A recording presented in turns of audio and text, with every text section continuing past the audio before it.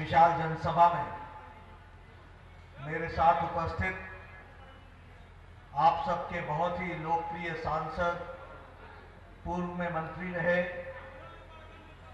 और वर्तमान में राष्ट्रीय उपाध्यक्ष हमारे बड़े भाई आदरणीय श्री राधा मोहन सिंह जी,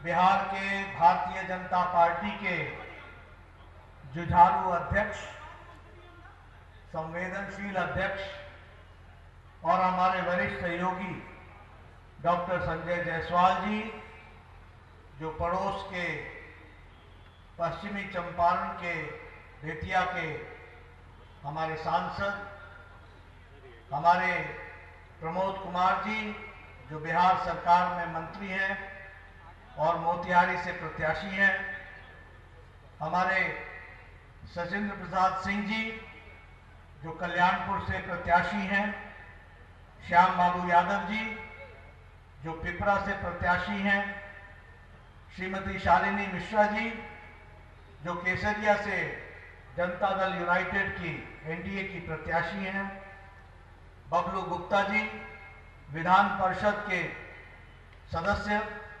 प्रकाश अस्थाना जी, जिला के अध्यक्ष भारतीय जनता पार्टी, मनोज सहनी जी, जिला के उपाध्यक्ष वीआईपी पार्टी, लव किशोर निषाद जी, प्रदेश के महासचिव जनता दल यूनाइटेड, राणा रणधीर सिंह जी, मंत्री बिहार सरकार और मधुबन से प्रत्याशी, यहां सम्मानित मंच और हमारे इस पूर्वी चंपारण के इस पावन धरती पर एकत्र आए हमारे सभी देवियों और सज्जनों, मेरे नौजवान साथी, मीडिया के मेरे साथी और प्रिंट मीडिया के मेरे साथी, यह मेरे लिए बहुत ही सौभाग्य की बात है कि आज मैं पूर्वी चंपारण के इस ऐतिहासिक मैदान में एक विशाल जनसभा को संबोधित करने का मुझे सौभाग्य मिला है। जिस बड़ी संख्या में आप आए हैं और जिस गर्मजोशी से आपने मेरा स्वागत किया है, मैं अपनी ओर से और अपनी पार्टी की ओर से आप सबका हार्दिक धन्यवाद करता हूं, अभिनंदन करता हूं। यह यश, गौरव और क्रांति की भूमि है। मोहनदास करमचंद गांधी जी को महात्मा गांधी बनाने वाली भूमि है। सत्याग्रह का प्रथम भारत की धरती पर प्रयोग करने की धरती थी तो वह ऐतिहासिक चंपारण की धरती थी, जहां से गांधी को महात्मा गांधी बनने का सौभाग्य मिला है। ऐसी कर्म भूमि को मैं नमन करता हूं। मित्रों, ये महात्मा बुद्ध की भूमि है, ये चंद्रगुप्त की भूमि है, ये लोकनायक जयप्रकाश नारायण की भूमि है, ये राजेंद्र प्रसाद की भूमि है। अनेकों अनेक लोगों ने सामाजिक दृष्टि से, आध्यात्मिक दृष्टि से, राजनीतिक दृष्टि से, हर दृष्टि से देश को, दुनिया को, समाज को दिशा देने का काम किया है, तो इस पवित्र भूमि ने किया है। ऐसी पवित्र भूमि को मैं नमन करता हूं। अगर मैं लोकनायक जयप्रकाश नारायण को याद करूं, अगर मैं लोकनायक जयप्रकाश नारायण को के जीवन को देखूं, तो हम सबके ध्यान में आता है कि आजाद भारत में राजनीति की वैकल्पिक व्यवस्था, नॉन कांग्रेस गवर्नमेंट और संपूर्ण क्रांति का नारा लगाकर देश में वैकल्पिक विचारधारा की सरकार बन सकती है, तो उसका नेतृत्व भी लोकनायक जयप्रकाश नारायण ने किया, जिसका संबंध बिहार की धरती से। मित्रों, आज मैं चुनावी जनसभा में आया हूं और चुनावी जनसभा की दृष्टि से हमारे पूर्व वक्ताओं ने आपके सामने बहुत सी बातें रखी और बड़े गौरव के साथ उन्होंने बताया कि किस तरीके से इलाके के विकास में हम लोगों ने काम किया है। लेकिन एक बात ध्यान रखनी चाहिए हमको कि राजनीति में एक होता है चलन और एक होता है चलन को बदलने की ताकत रखने वाला नेतृत्व। अगर हम बिहार की राजनीति की बात करें और भारत की राजनीति की बात करें तो चलन क्या था? चलन था वादा करो, वादा करके बेवफाई करो और बेवफाई करके भुला करके नए वादे को लेकर के चल पड़ो। और चुनाव आए तो जाति का नारा लगाओ, धर्म का नारा लगाओ, अगड़ा पिछड़ा का नारा लगाओ, दाएं बाएं का नारा लगाओ, गंगा के इस पार और उस पार का नारा लगाओ, उत्तर बिहार और दक्षिण बिहार का नारा लगाओ, पूर्वी और पश्चिमी चंपारण का नारा लगाओ, गांव गांव को विभाजित करके अपना वोट साधो और वोट साध करके चलते चलो। यह था चलन। मैं ठीक बोल रहा हूं क्या? मैं ठीक बोल रहा हूं क्या? मित्रों, ये चलन को बदलने के और राजनीति के चाल चरित्र चलन को बदलने का और राजनीति के संस्कृति को बदलने का काम अगर किसी ने भारत की राजनीति में किया है तो भारत के यशस्वी प्रधानमंत्री नरेंद्र मोदी ने किया है। इस बात को समझना चाहिए। उन्होंने राजनीति की परिभाषा बदल दी। राजनीति की परिभाषा बदलने का मतलब यह हुआ कि अब नेताओं को भी अपने रिपोर्ट कार्ड के साथ जनता के सामने हाजिर होने का अगर किसी ने रास्ता और चलन चरित्र सिखाया तो नरेंद्र मोदी जी ने सिखाया है। इस बात को हमको भूलना नहीं चाहिए। मुझे कई बार हंसी लगती है। देखो, राजनीति में जागृति कैसे काम करती है। एक समय नारा था कि जब तक है समोसा में आलू तब तक है, आपको मालूम है। आज आज आज तेजस्वी उनके सुपुत्र अपने ही पोस्टर पर लालू की तस्वीर नहीं लगाते हैं। यह है जागृति की राजनीति की अवस्था। यह हमको समझना चाहिए। कहां गया वो समोसा, कहां गया वो आलू, कहां गया वो लालू? यह बदलती तस्वीर है। क्यों हटाई तस्वीर? इसलिए हटाई तस्वीर क्योंकि मोदी जी ने बिहार को और देश को लालटेन युग से निकालकर एलईडी युग तक पहुंचा दिया है। इसका परिवर्तन का नतीजा है जिसको समझना चाहिए। इसलिए उनको अपने पिताश्री को भी भूलना पड़ा, सब साफ सुथरी राजनीति को लाना पड़ा। हम रिपोर्ट कार्ड की बात करते हैं। हमने कहा कि मोदी जी ने 2015 में कहा था कि 1,25,000 करोड़ रुपए बिहार में अगले 5 साल में खर्च होगा। बोला था कि नहीं बोला था? बोला था कि नहीं बोला था? और उस समय लालू ने क्या कहा था? कि तो जुमला है, जुमला। ये क्या मालूम था कि जुमला ऐसा पड़ेगा कि बिहार छोड़ के रांची में मुलाकात होगी। लेकिन जुमला था, बोलते थे। मैं आपके सामने बताना चाहता हूं, 1,25,000 पत्रकार बंधु नोट कर लीजिए और जोड़ लीजिएगा। पिछले 5 साल में किसान के वेलफेयर के लिए 3,904 करोड़ रुपए मोदी जी ने भेजे हैं। शिक्षा के लिए 1,000 करोड़ रुपए भेजा है। स्वास्थ्य के लिए 600 करोड़ रुपए भेजा है। और इस 600 करोड़ में बेतिया का कॉलेज नहीं है। इस 600 करोड़ में all India institute of medical sciences Darbhanga का 1,200 करोड़ नहीं है। इस 600 करोड़ में जो 11 मेडिकल कॉलेज बनाए जा रहे हैं उसका पैसा नहीं है, वो अलग से है। लेकिन स्वास्थ्य में मैं स्वास्थ्य मंत्री था, बिहार को 600 करोड़ रुपए दिए हैं। ये हम आपको बताना चाहते हैं। बिजली में, इलेक्ट्रिसिटी में 16,130 करोड़ रुपए, सड़कों में 13,820 करोड़ रुपए, हाईवे पर 54,713 करोड़ रुपए, रेलवे पर 8,870 करोड़ रुपए, एयरपोर्ट पर 2,700 करोड़ रुपए, पेट्रोलियम और गैस की लाइन के लिए 21,476 करोड़ रुपए, टूरिज्म के लिए 600 करोड़ रुपए और डिजिटल बिहार के लिए 449 करोड़ रुपए और अमृत के 22 जगहों के लिए स्कीम के लिए 1,400 करोड़ रुपए। टोटल बनता है 1,24,852 करोड़ रुपए मोदी जी ने आपको पिछले 5 साल में दिए। जोड़ लेना मेरे पत्रकार भाइयों। और इसके अलावा 40,000 करोड़ अलग से भी ब्रिज के लिए, सड़क के लिए, हाईवे के लिए। इसलिए मित्रों, जब हम आते हैं ना, और जब भारतीय जनता पार्टी का एक एक सांसद विधायक खड़ा होता है ना, तो वो गौरव के साथ बोलता है, ये है हमारा रिपोर्ट कार्ड, और ये है भारतीय जनता पार्टी, और ये है नीतीश कुमार की जनता दल यूनाइटेड, जिसने बिहार की तस्वीर बदली है, और मोदी जी के नेतृत्व में यह बदलाव आया है। इस बात को हमको ध्यान रखना चाहिए। आप बताइए, ये महात्मा गांधी केंद्रीय विश्वविद्यालय आया कि नहीं आया? सेंट्रल यूनिवर्सिटी आई कि नहीं आई? कभी दिल्ली ने यहां झांका था क्या? ये सेंट्रल यूनिवर्सिटी तब आई जब मोदी जी प्रधानमंत्री बने और आपके सांसद यहां के मंत्री थे, तब सेंट्रल यूनिवर्सिटी आई। आपको ध्यान रखना चाहिए। ये सच्चाई है कि नहीं है कि यहां पर एग्रीकल्चर का इंटीग्रेटेड कॉम्प्लेक्स बना? पिपरा में बना है ना शायद? हाँ, पिपरा कोठी में बना है ना। क्या बना उसमें? Research centre. क्या बना उसमें? पूसा का जो रिसर्च सेंटर है उसका प्रतिबिंब यहां बना।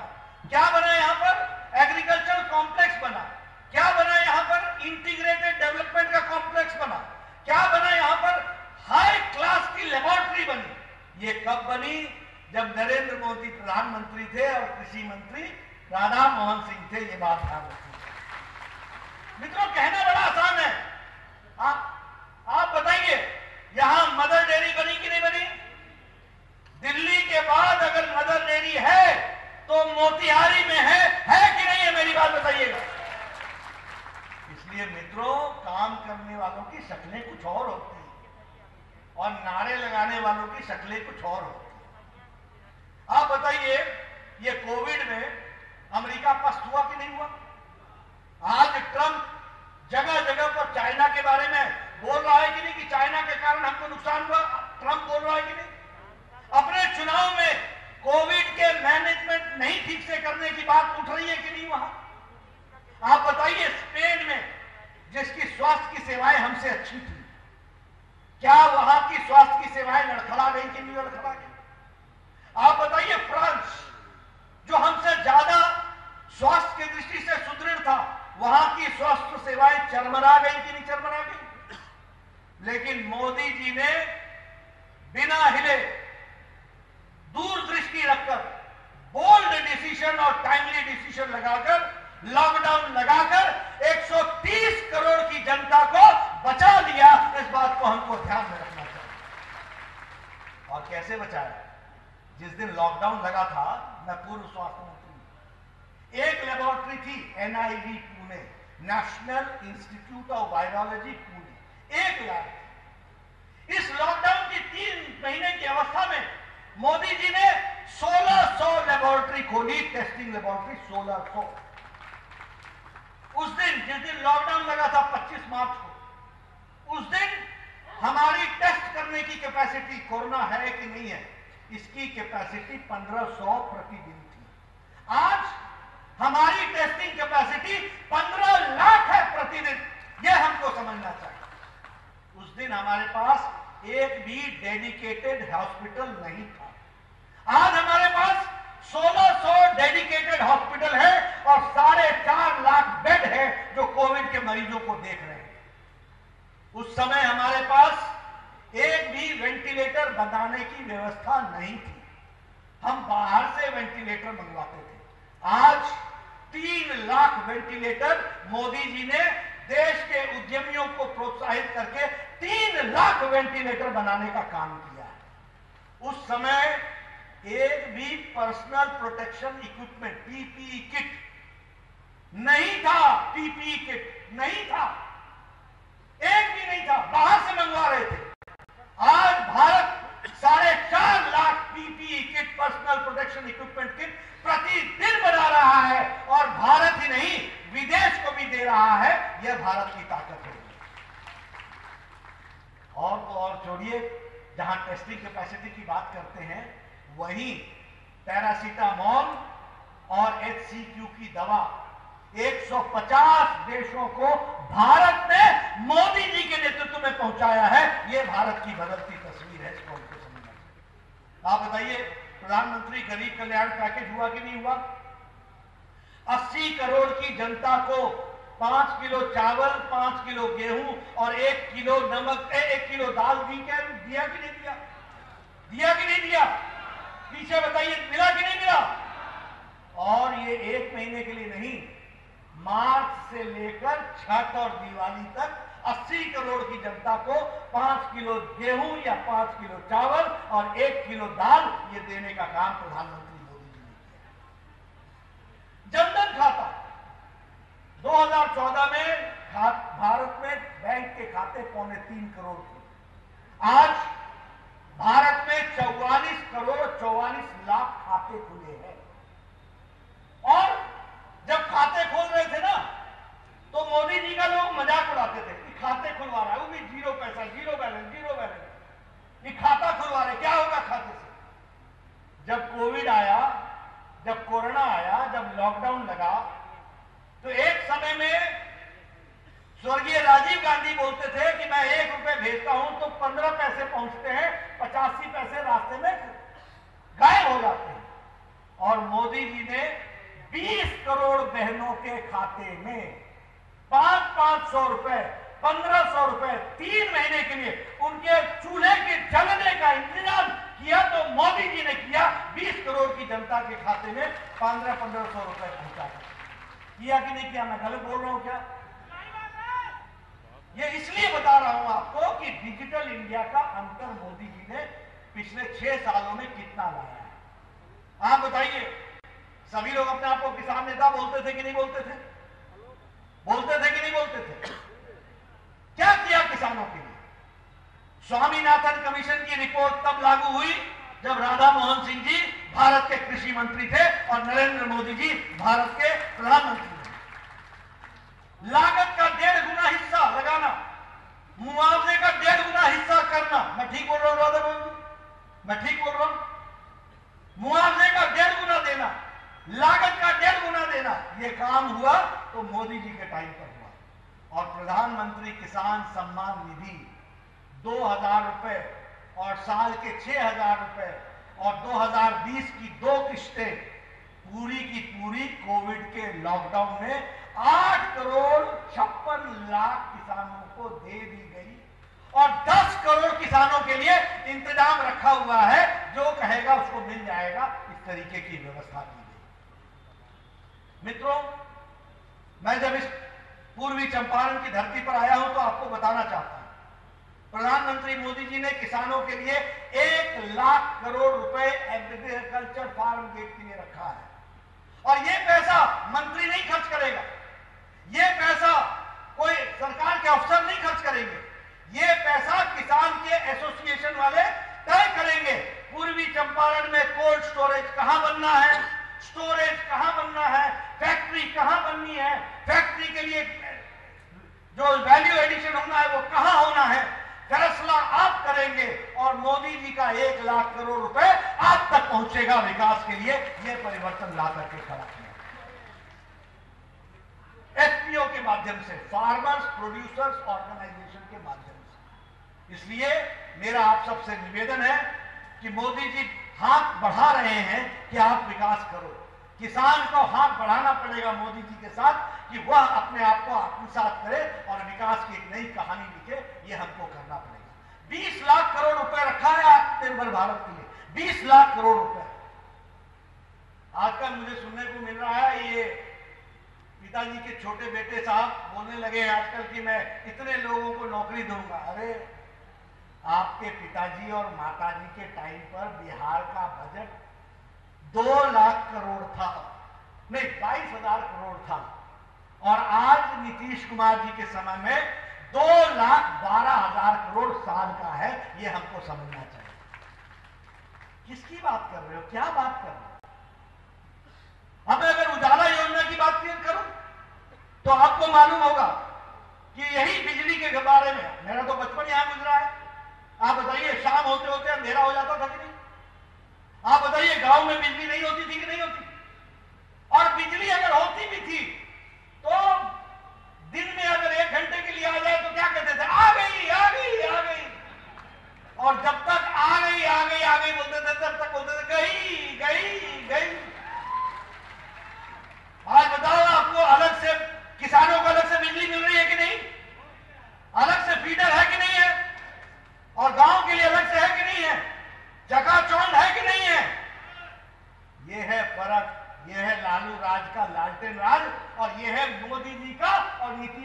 एलईडी राज, इसको हमको समझना चाहिए, इसको हमको ध्यान में रखना चाहिए। अब मैं अगर उजाला योजना की बातचीत करूं तो एलईडी बल्ब सारे देश में 36 करोड़ 65 लाख बल्ब मुफ्त में बांटे गए और बिहार में 1 करोड़ 85 लाख एलईडी बल्ब मुफ्त में बांटे गए।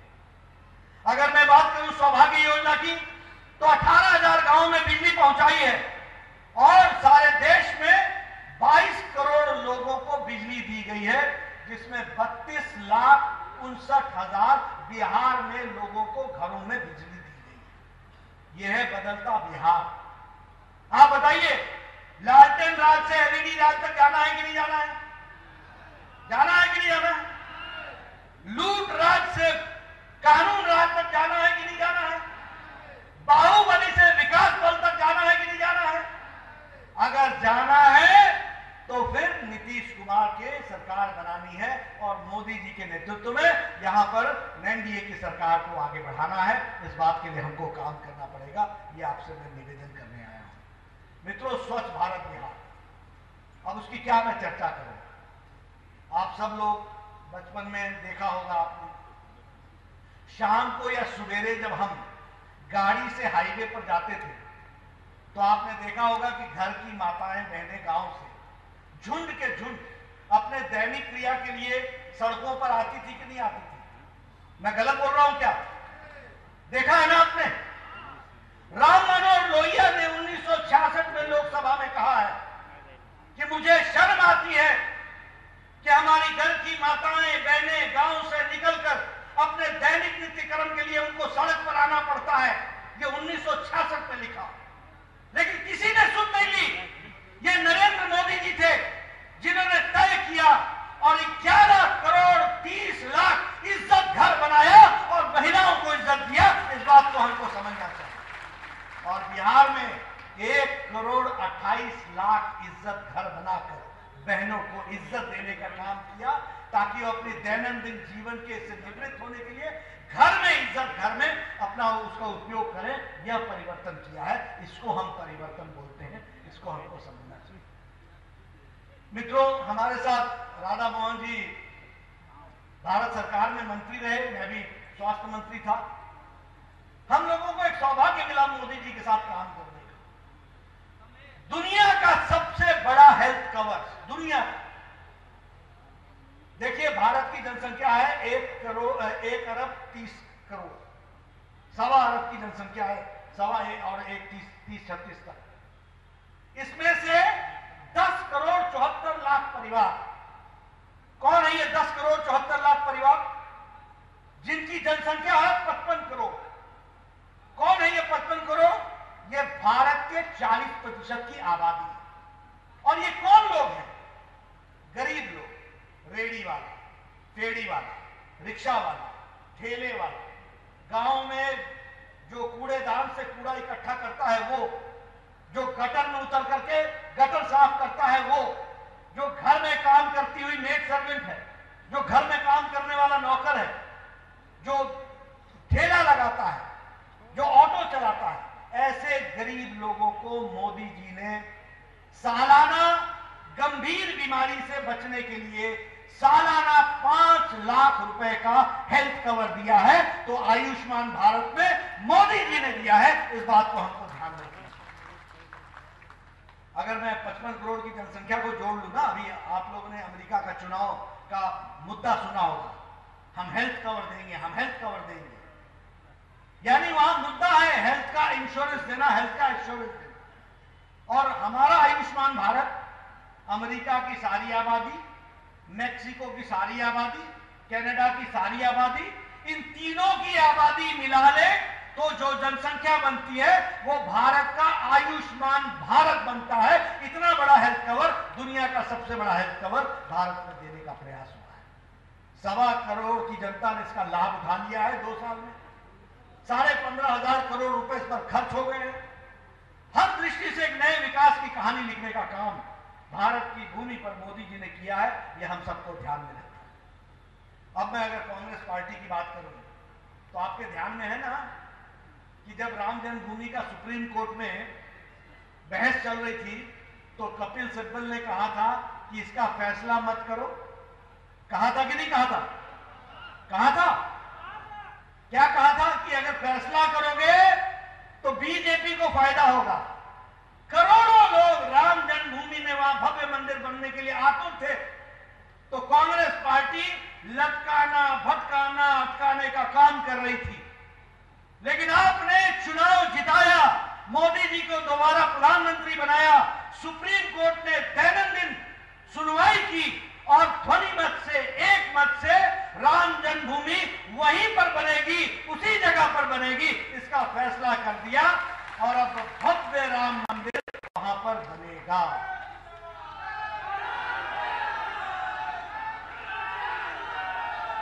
यह है अंतर, यह है अंतर। जब सही नेतृत्व आता है और सही सरकार आती है तो कैसे अंतर होता है। अब देखिए, हम लोग कहते थे एक देश में दो निशान, दो विधान, दो संविधान नहीं चले। धारा 370 को हम लोग हटाना चाहते थे। आपने राधा मोहन जी को कमल का निशान दबाया और इनको आपने सांसद बनाया मई महीने में। आपने संजय जायसवाल को वो अपनी उंगली से कमल का निशान दबाया और आपने इनको सांसद बनाया। और 6 अगस्त को इन्होंने अपनी उंगली से वहां संसद में जाकर के धारा 370 के खिलाफ बटन दबाया और धारा 370 को धाराशाही कर दिया। यह ताकत आपने। मित्रों, आजकल चिदंबरम बोल रहे हैं कि मैं धारा 370 को वापस लाऊंगा। ये देशभक्त है भैया, एक से एक नमूने, एक से। अब देखिए, कोविड की तारीफ सारी दुनिया में भारत की प्रधानमंत्री की सारी दुनिया कर रही है। वर्ल्ड हेल्थ ऑर्गेनाइजेशन का जो डायरेक्टर जनरल है डॉक्टर टेड्रोस, वो कहता है कि मोदी जी ने कोविड को बहुत अच्छे से संभाला। संयुक्त राष्ट्र का सेक्रेटरी जनरल कहता है कि भारत ने आत्मनिर्भर पैकेज देकर के भारत को बचाने का काम किया, गरीब कल्याण पैकेज देकर के भारत को बचाने का काम किया। और हमारे राहुल गांधी पाकिस्तान की डबली बजा रही है। क्या है ये? शशि थरूर एक से एक नग है, एक से पाकिस्तान के मंच पर भारत की निंदा करते हैं और पाकिस्तान के मंच पर जाकर के बोलते हैं कि पाकिस्तान अच्छा काम कर रहा है। यह है हमारी इंडियन नेशनल कांग्रेस, भारतीय राष्ट्रीय कांग्रेस, जो देश के बारे में पाकिस्तान के मंच पर जाकर के बोलते हैं। धारा 370 समाप्त हो गई। पाकिस्तान ने इसके खिलाफ यूएन में सिक्योरिटी काउंसिल के सामने अपनी अर्जी लगाई। अर्जी लगाने में दलील जो उठाई वो राहुल गांधी के स्टेटमेंट को उठाई। ये है भारत के राष्ट्रभक्त, ये है भारत की चिंता करने वाले लोग। और ये जो आपका जो ये गठबंधन बना है ना आजकल, ये भी बड़ा जोरदार है, बहुत जोरदार। एक तरफ वो है माले, टुकड़ा टुकड़ा गैंग, है कि नहीं है? मैं गलत तो नहीं बोल रहा भाई? विध्वंसकारी है कि नहीं है? समाज को बांटने वाले हैं कि नहीं है? और दूसरी तरफ है राजद। ये कौन है राजद वाले? जो पिता की तस्वीर को पोस्टर से हटा दे। ये कौन है? आप शहाबुद्दीन को भूल गए क्या? याद है कि नहीं? ये वही था ना जिसने 2 भाइयों को तेजाब में जला दिया था। ये वही था ना, जब तक लालू मुख्यमंत्री रहा तब तक शहाबुद्दीन दंदनाता रहा। और ये सच्चाई है कि नहीं है कि जिस दिन नीतीश कुमार भारत के बिहार के मुख्यमंत्री बने उस दिन शहाबुद्दीन जेल के पीछे हो गया। ये सच्चाई है कि नहीं है कि 5 बजे के बाद और 6 बजे के बाद आप मोतीबारी बाजार नहीं घूम सकते थे? ये सच्चाई है कि नहीं है? ये सच्चाई है कि नहीं है कि कोई डॉक्टर पता नहीं शाम को वापस आएगा कि नहीं आएगा? ये सच्चाई है कि नहीं कि अपहरण उद्योग बन चुका था?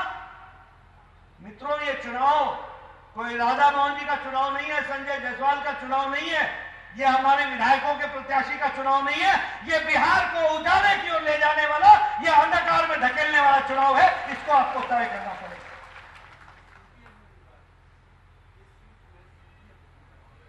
ये जो सीट है ये तो सीपीएम की थी, वहां से कहां से उम्मीदवार था है?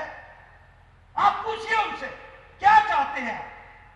और मैं हमेशा एक बात बोलता हूं मित्रों, उजाले की इज्जत करनी हो तो अंधकार की मुसीबत को समझना सीखो, नहीं तो उजाले की इज्जत नहीं होती। आपने अगर डूबता बिहार को याद करोगे तभी आपको उभरता बिहार याद आएगा, इस बात को आपको समझना चाहिए। ये चरवाहा यूनिवर्सिटी, अरे सारा बिहार चरागाह बना दिया, और चरागाह क्या बनाया, चारा घोटाला कर डाला। कहां ले गए थे? मैं पटना विश्वविद्यालय का पढ़ा हुआ व्यक्ति हूं। आज जो स्वास्थ्य विभाग देख रहा है वो पटना विश्वविद्यालय का है, आज जो आईबी देख रहा है वो पटना विश्वविद्यालय का है, आज जो सीआईएसएफ का हेड है वो पटना विश्वविद्यालय का है, आज जो कैबिनेट सेक्रेटरी है वो पटना विश्वविद्यालय का है। अरे क्या शान थी बिहार की, क्या शान था पटना का, क्या शान था विद्या का। ये विद्या का मंदिर हुआ करता था, इसको चरागाह बनाया तो लालू यादव के लालटेन राज के तरफ ले जाने वाले ने बनाया, ये ध्यान में रखना चाहिए। और आपने ये अंतर देखा कि हमारी छोटी छोटी बच्चियां स्कूल ड्रेस पहन के साइकिल पर स्कूल जाते हुए देखा है कि नहीं देखा? आपने देखा है कि नहीं देखा? आप क्या चाहते हैं कि वापस वही लालटेन युग में पहुंच जाए? अगर नहीं पहुंचना है तो याद रखना, नीतीश को जिताना है, मोदी जी के आशीर्वाद से बिहार को आगे बढ़ाना है, इसकी हमको चिंता करनी पड़ेगी, ये हमको जानना पड़ेगा। और मैंने कांग्रेस के बारे में तो आपको बता ही दिया कि ये तो राष्ट्रभक्त लोग हैं, धारा 370 वापस लेंगे। इनके नाना कह गए, अरे धारा 370 तो घिस घिस के घिस जाएगा। उनको क्या मालूम था कि उनके पोते और द्योते कांग्रेस पार्टी को घिस घिस के घिस देंगे। घिस दिया। धारा 370 को तो मोदी जी और अमित शाह ने समाप्त किया, लेकिन कांग्रेस पार्टी को तो आपने घिस डाला। क्या शशि थरूर से कोई पूछता नहीं है? चिदंबरम से कोई पूछता नहीं है? कहां है तुम्हारी राष्ट्रभक्ति? कहां है देश की आवाज? क्या सोच के तुम काम में जुटे हो? इसलिए मित्रों, मैं एक ही बात कहना चाहता हूं कि यह बिहार का चुनाव किसी कैंडिडेट का चुनाव नहीं है, यह बिहार का चुनाव किसी दल का चुनाव नहीं है, यह बिहार के विकास की कहानी लिखने का चुनाव है। इसको आपको तय करना पड़ेगा, यह आपको ध्यान में रखना पड़ेगा। और इसीलिए मैं आपसे निवेदन करने आया हूं कि हमारे वीआईपी पार्टी के कैंडिडेट हो, जनता दल यूनाइटेड की कैंडिडेट हो, या हमारे बीजेपी के कैंडिडेट हो, आपने सबका समर्थन करना है, सबको ताकत प्रदान करना है। और मुझे पता चला है कि यहां से राजद चुनाव लड़ रहा है, सीपीएम, यहां से सीपीएम चुनाव लड़ रहा है। आप उनसे पता कीजिए, आप उनसे पूछिए कि जब हम कहते हैं अफजल हम शर्मिंदा हैं, तेरे कातिल जिंदा हैं, तो उस पर उनका क्या कहना है? ये टुकड़े टुकड़े गैंग पर उनका क्या कहना है? ये समाज को बांटने वाले लोगों को क्या कहना है? इन नारों पर उनको क्या कहना है? मित्रों, ये वोट आप अपने खातिर नहीं दे रहे हैं, ये वोट आप देश के खातिर दे रहे हैं, आप प्रदेश के खातिर दे रहे हैं। और इसलिए ये आपकी जिम्मेवारी होती है कि आप तय कीजिए कि प्रदेश किसके हाथों में सुरक्षित है, आप तय कीजिए कि प्रदेश कैसे आगे बढ़ेगा। और बिहार का जो पोटेंशियल है, उस पोटेंशियल को हम सब लोगों को समझना पड़ेगा, जानना पड़ेगा। मैं तो देखो दोस्तों, यही बचपन मेरा गुजरा, ये मोतिहारी आना होता था ना राधा मोहन जी, तो सुबेरे 8 बजे चलते थे हम पटना से, पहले पहलेजा घाट, एलसीटी घाट से पहलेजा घाट, और पहलेजा घाट से फिर गाड़ी उतार करके फिर वहां से चलते थे। और यही यहां से होते हुए आगे बढ़ते हुए मोतिहारी, और आगे फिर रक्सौल, और इधर से नेपाल जाते। एक दिन लग जाता था। सुबह 8 बजे चलते थे तो रात के 9 बजे पहुंचते थे रक्सौल। ये सच्चाई है कि नहीं है? और आजकल क्या है, 4 घंटा, 3 घंटा, 2 घंटा। ये किसने बदलाव लाया है? ये बदलाव उन लोगों ने लाया है जिनको विकास के प्रति प्रेम था। और मित्रों, इसको संभाल के रखना ये हमारी जिम्मेवारी है, ऐसा मैं मानता हूं। आप सब लोग करेंगे। मुझे बहुत अच्छा लगा अपने पुराने साथियों से मिलने का, मुझे सौभाग्य राधा मोहन जी ने दिया है, मैं इनका धन्यवाद देता हूं। लेकिन आपसे अंत में फिर निवेदन करना चाहूंगा कि भारतीय जनता पार्टी, एनडीए के कैंडिडेट, जेडीयू के कैंडिडेट, हम पार्टी के कैंडिडेट और वीआईपी पार्टी के कैंडिडेटों को आप विजय हासिल कराएं और बिहार में एक नए विकास की एक नई गाथा लिखने में अपना योगदान करें। इन्हीं शब्दों के साथ बहुत बहुत धन्यवाद। जय भारत, जय बिहार।